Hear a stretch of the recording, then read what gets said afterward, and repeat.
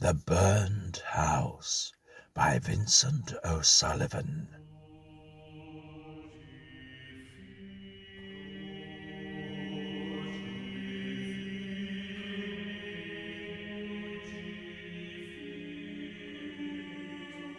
One night, at the end of dinner, the last time I crossed the Atlantic, somebody in our group remarked that we were just passing over the spot where the Lusitania had gone down. Whether this were the case or not, the thought of it was enough to make us rather grave, and we dropped into some more or less serious discussion about the emotions of men and women who see all hope gone and realize that they are going to sink with the vessel. From that, the talk wandered to the fate of the drowned. Was not theirs, after all, a fortunate end? Somebody related details from the narratives of those who had been all but drowned in the accident of the war. A Scottish lady inquired fancifully if the ghosts of those who are lost at sea ever appear above the waters and come aboard ships. Would there be danger of seeing one when the light was turned out in her cabin? This put an end to all seriousness, and most of us laughed. But a little tight-faced man, bleak and iron-grey, who had been listening attentively, did not laugh. The lady noticed his decorum and appealed to him for support. "You are like me. You believe in ghosts." He hesitated, thinking it over. "In ghosts," he repeated slowly. "No, I don't know as I do. I've never had any personal experience that way. I've never seen the ghost of anyone I knew. Has anybody here?" No one replied. Instead, most of us laughed again, a little uneasily, perhaps. "All the same, strange enough things happen in life," resumed the man, "even if you leave out ghosts that you can't clear up by laughing. You laugh till you've had some experience big enough to shock you, and then you don't laugh any more. It's like being thrown out of a car." At this moment there was a blast on the whistle, and everybody rushed up on deck. As it turned out, we had only entered into a belt of fog. On the upper deck, I fell in again with the little man, smoking a cigar and walking up and down. We took a few turns together, and he referred to the conversation at dinner. Our laughter evidently had rankled his mind. "So many strange things happen in life that you can't account for," he protested. "You go on laughing at faith healing and at dreams and at this and that, and then something comes along that you just can't explain. You just have to throw up your hands and allow that it doesn't answer to any tests that our experience has provided us with. Now, I'm as matter-of-fact as any of those folks down there, but once I had an experience which I had to conclude was out of the ordinary. Whether people believe it or not, or whether they think they can explain it, doesn't matter. It happened to me, and I could no more doubt it than I could doubt having had a tooth pulled after the dentist had done it. If you will sit down with me here in this corner out of the wind, I'll tell you how it was. Some years ago I had to be for several months in the north of England. I was before the courts. It does not signify now what for, and it is all forgotten by this time. But it was a long and worrying case, and it aged me by 20 years. Well, sir, all through the trial in that grimy Manchester courtroom, I kept thinking and thinking of a fresh little place I knew in the Lake District. and I helped to get through the hours by thinking that if things went well, I'd go there at once. And so it was that on the very next morning after I was acquitted, I boarded the northbound train. It was the early autumn, and the days were closing in, and it was night and cold when I arrived.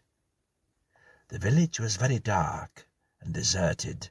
People don't go out much after dark in those parts anyhow, and the keen mountain wind was enough to quell any lingering desire. The hotel was not one of those modern places which are equipped like the great city hotels.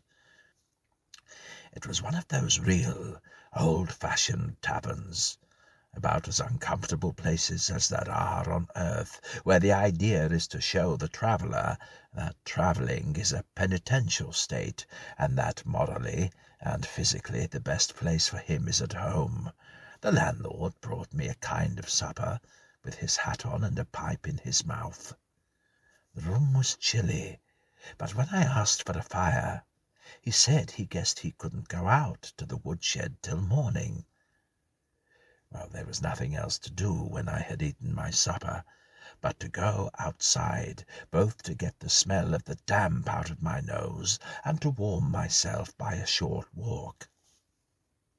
I did not know the country well, and I did not mean to go far, but although it was an overcast night, with a high northeast wind and occasional flurry of rain, the moon was up, and, even concealed by the clouds as it was, it yet lit the night with a kind of twilight grey, not vivid like the open moonlight, but good enough to see some distance on account of this.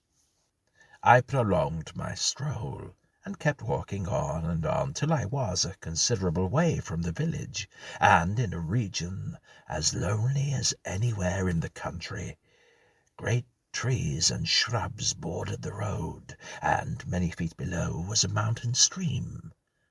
What with the passion of the wind pouring through the high trees, and the shout of the water racing among the boulders, it seemed to me sometimes like the noise of a crowd of people. Sometimes the branches of the trees became so thick that I was walking as if in a black pit, unable to see my hand close to my face. Then, coming out through the tunnel of branches, I would step once more into a grey clearness, which opened the road and surrounding country a good way to all sides. I suppose it must have been some 3/4 of an hour I had been walking, when I came to a fork of the road.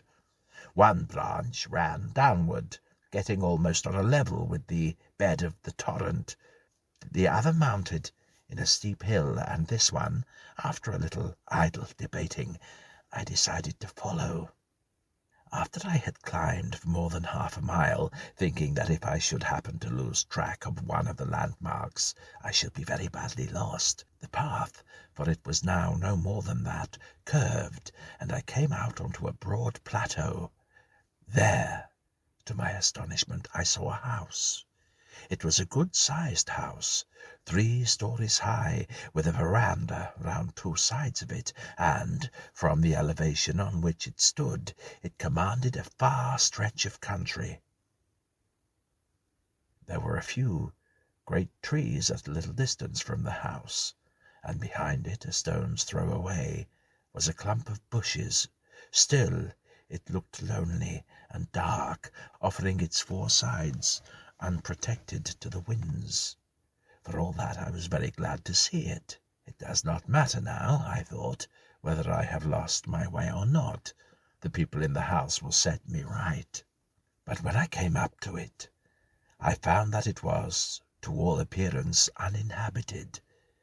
The shutters were closed on all the windows. There was not a spark of light anywhere. There was something about it, something sinister and barren, that gave me the kind of shiver you have at the door of a room where you know that a dead man lies inside, or if you get thinking about dropping over the rail into that black waste of waters out there. This feeling, you know, isn't altogether unpleasant. You relish all the better your present security. Well, it was the same with me standing before that house. I was not really frightened. I was alone up there, miles from any kind of help, at the mercy of whoever might be lurking behind the shutters of that sullen house. But I felt that by all the chances I was perfectly alone and safe. My sensation of the uncanny was due to the effect on my nerves produced by the wild scenery and the unexpected sight of a house in such a very lonely situation.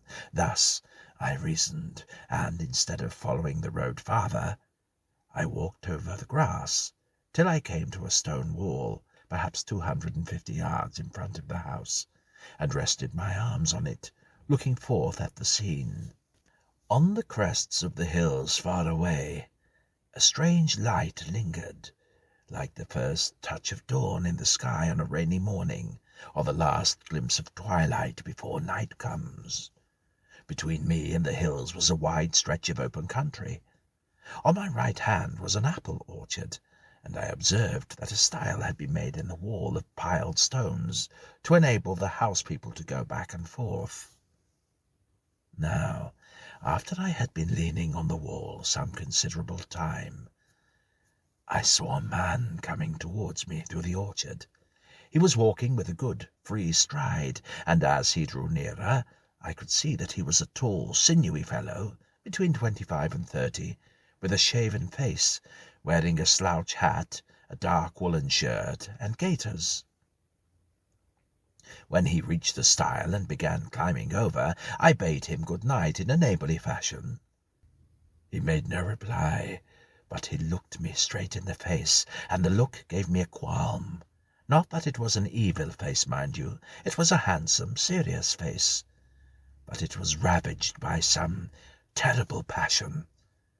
Stealth was on it, ruthlessness, and a deadly resolution, and at the same time such a look as a man driven by some uncontrollable power might throw on surrounding things, asking for comprehension and mercy. It was impossible for me to resent his churlishness. His thoughts were so certainly elsewhere. I doubt if he even saw me. He could not have gone by more than 1/4 of a minute when I turned to look after him. He had disappeared. The plateau lay bare before me, and it seemed impossible that even if he had sprinted like an athlete, he could have got inside the house in so little time. But I have always made it a rule to attribute what I cannot understand to natural causes that I have failed to observe. I said to myself that no doubt the man had gone back into the orchard by some other opening in the wall lower down, or there might have been some flaw in my vision owing to the uncertain and distorting light. But even as I continued to look towards the house, leaning my back now against the wall, I noticed that there were lights springing up in the windows behind the shutters. They were flickering lights, now bright, now dim, and had a ruddy glow like firelight. Before long, I became convinced that it was indeed firelight.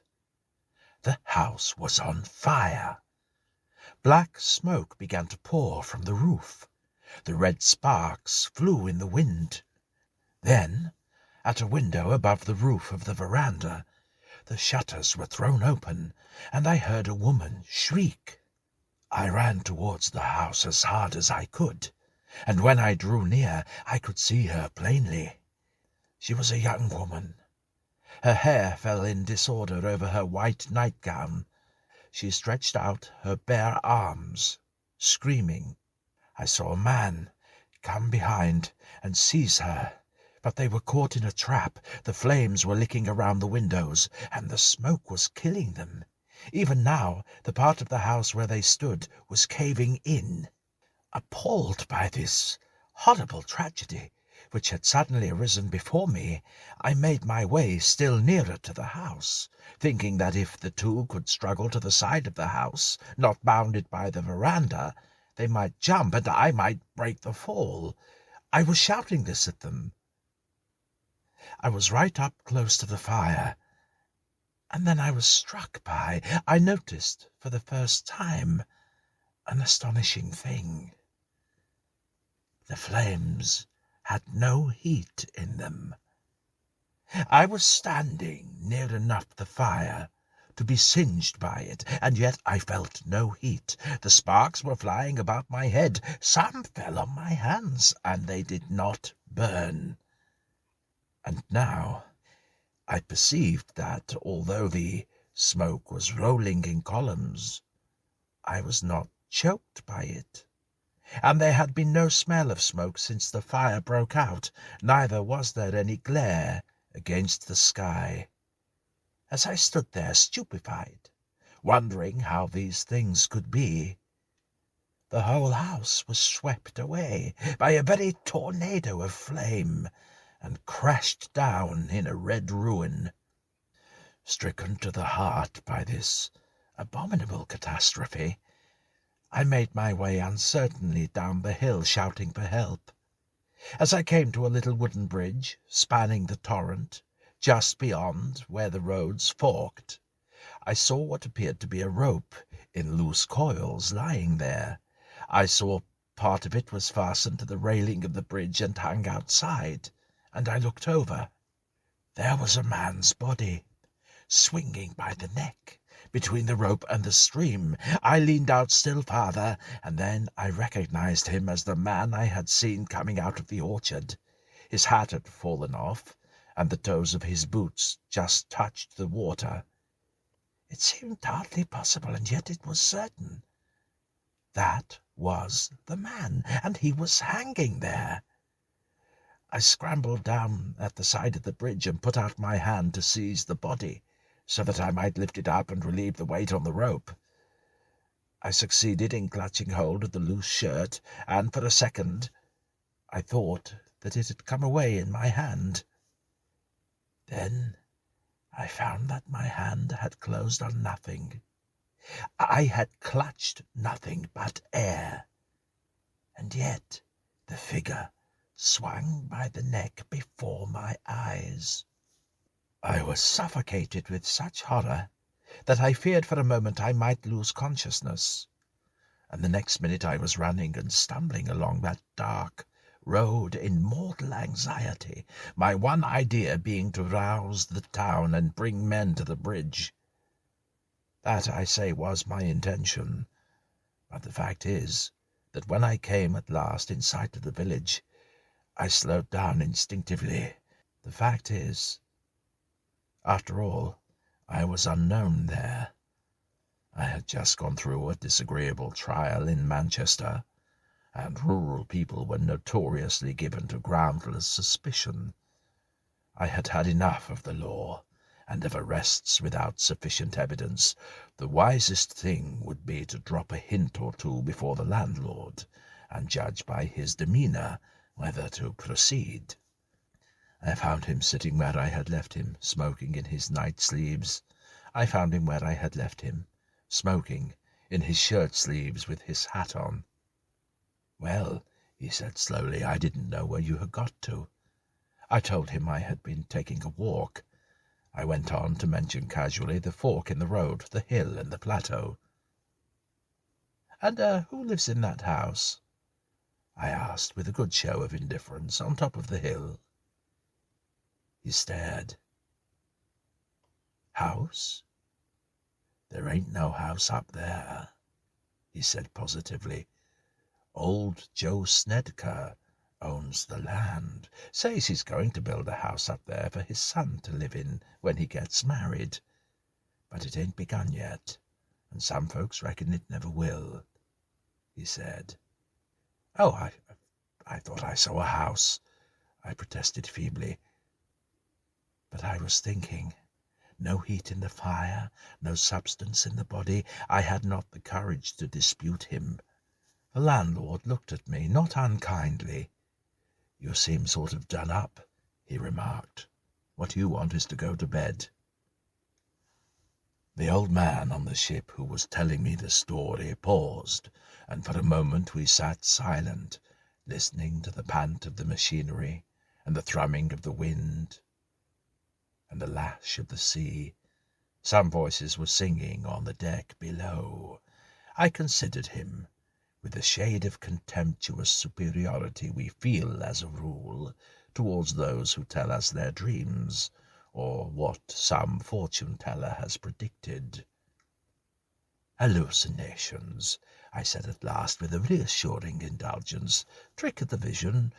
"That's what I thought myself," he said rather shortly, "especially after I had been out to the plateau the next morning and saw no sign that a house had ever stood there."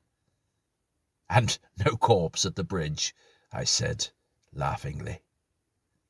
No corpse at the bridge.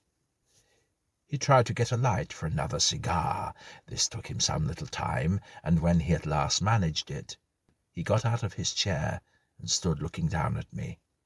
"Now listen, I told you that the thing happened several years ago, and I'd got almost to forget it.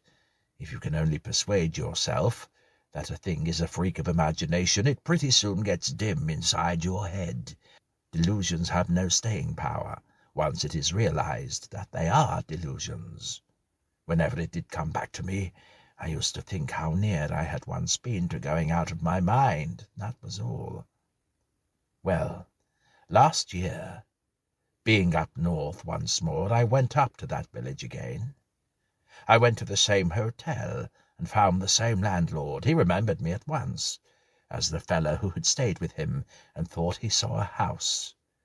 "I believe you had the jim-jams," he said.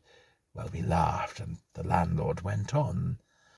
"There has been a house there since, though," he said. "Really?" "Yes, and it's now as if it had never been," the old landlord continued. "Old Snecker built it for his son, a fine big house with a veranda on two sides. The son, young Joe, got courting with Mabel Elting from Windermere. She'd gone down to work in a shop somewhere in Liverpool. Well, sir, she used to get carrying on with another young fella around here, Jim Travers, and Jim was wild about her. He used to save up his wages to go down to see her, but she chucked him in the end and married Joe. I suppose because Joe had the house and the old man's money to expect in time. Well, poor Jim must have gone quite mad, and what do you think he did? The very first night the newlywed pair spent in that house, he burned it down. He burned the two of them in their bed, and he was such a nice and quiet fellow as you could ever wish to meet. He must have been full of whiskey at the time." "No, he wasn't," I said. The landlord looked surprised. "You've heard about it?" No, but go on." "Yes, sir," he continued, "he burned them in their bed, and then, what do you think he did? He hung himself at the little bridge half a mile below. Do you remember where the road divides? Well, it was there. I saw his body myself the next morning. The toes of his boots were just touching the water."